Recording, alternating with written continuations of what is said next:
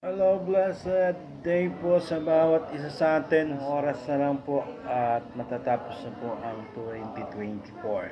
So, we welcome the 2025 with the presence of God. So, ito po ang mensahe ng Diyos sa atin mula sa aklat ng Isaiah chapter 43 verse 18 and 19. And sabi po rito, remember that not the former things, not consider the things of old. Behold, I am doing a new things.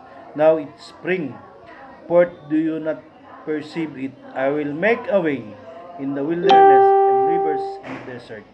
So dito po sa mensahe ng Panginoon, so marami po tayong experience, marami tayong trials na naranasan sa past 2024, sa buong 2024. Then the Lord said, remember the former not the former things. Huwag nating alalahanin yung mga nangyari sa ating bagay. We cannot move forward if we still na nakapako doon tayo doon sa nakaraan. Huwag natin alalahanin yung mga nakaraang masasakit na ating naranasan. Even the good things ay kalimutan natin to. Dapat pong maitaas ay ang Diyos sa ating buhay. Sabi dito, behold, I am doing new things. Now, it is spring forth, do you not know perceive it? Ang Diyos po ay gumagawa ng mabuting bagay sa atin. So, panibagong taon, panibagong buhay, panibagong pag-asa, may gagawin po ang Diyos sa ating buhay.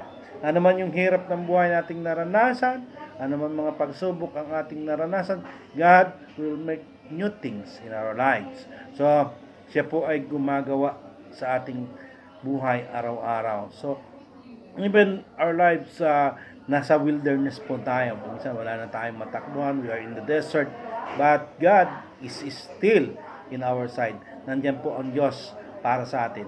Ganun din po ang sinasabi ng Diyos sa atin sa aklat ng Pilipos chapter 3 verse 13 and 14. Ang sabi po rito, brothers, I do not consider that I have made it my own. But one thing I do, forgetting what lies behind and straining forward to what lies ahead. I press on the goal for the prize of the upward call of God in Christ Jesus. So dito po sinasabi po ni Pablo na hindi daw po lahat ng bagay ay nagawa niya, kundi ang ginagawa po niya ay kinakalimutan ang nakaraan. So ganun din po natin, kalimutan po natin nakaraan, hindi tayo makaka-press on forward. Hindi tayo makakasunod sa kalooban ng Diyos pag hindi po natin kinalimutan ang nakaraan. Pag meron po nakatago sa ating puso, sa ating isipan, na siyang pabalik-balik na nakakasakit sa ating damdamin, hindi natin makalimutan mga experience. Sabi nga po dito ni Pablo, but one thing I do, forgetting what lies behind and straining forward to what lies ahead. So, forgetting the past. We need to forget. We need to forgive others. We need to forgive ourselves. We need to do transformation in our lives dito po sa gustong ituro ng Lord sa atin. So, sabi dito, we must press on toward the goal for the prize of the upward call of God in Christ Jesus. Kailangan po tayo magpatuloy sa lakmayin na patungo sa ating Panginoon. Tatagan lang po natin yung ating pananampalataya sa Diyos. Kasi ang pananampalataya po ang susi ng lahat. So, makakapag-press on po tayo, makakalimutan lahat natin ng bagay if we are totally surrendered to our Lord Jesus. So, pag hindi po natin na-surrender ang ating buhay sa ating Panginoon, hindi po natin makakalimutan yung mga bagay-bagay na nangyari sa ating buhay, pangit man o maganda, hindi po natin ito makakalimutan. Kailangan we must forget ourselves and we look forward na nandun po yung ating Panginoon. So, dito po, ang sabi po dito sa Jeremiah 29 verse 11, for I know the plans I have for you, declares the Lord, plans to welfare and not evil, to give you a future and a hope. May plano po ang Diyos sa ating buhay. Napakaganda po ng plano ng Diyos sa buhay natin. Tandaan po natin, yung plano po ng Diyos sa atin ay magandang bagay. Plans to prosper. Sabi dito po sa salin dito sa ESV welfare, sa King James po, to prosper you, not to harm you, but to give you a future. Bibigyan tayo ng pag-asa ng Panginoon, magandang kinabukasan. We need to press on. Forget the past. Press on toward. And look unto Jesus.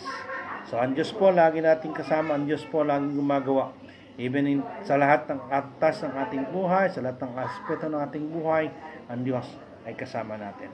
Kaya po ngayon 2025, we welcome this year na kasama po natin ang Diyos.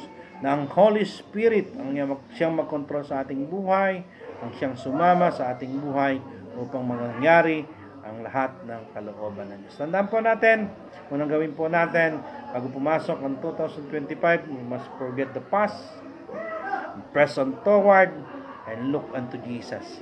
Tingnan po natin yung magandang plano ng Diyos sa ating buhay. Ang Diyos po ay laging gumagawa ng magagandang bagay para sa ating buhay. Hindi po natin napapansin because sa ating sarili lamang tayo nakapokus. We must focus forward and look to our Lord Jesus. May magagawa ang ating Panginoon.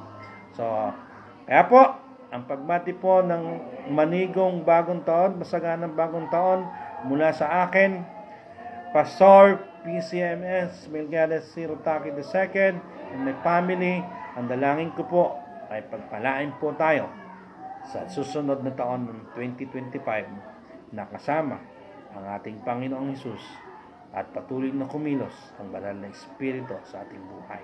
Pagpalain po tayo ng ating Panginoon, ng Diyos na lumikha ng langit. Happy New Year to each every one of us. Ang pagbati po mula sa aking puso at sa aking buong pamilya. God bless us.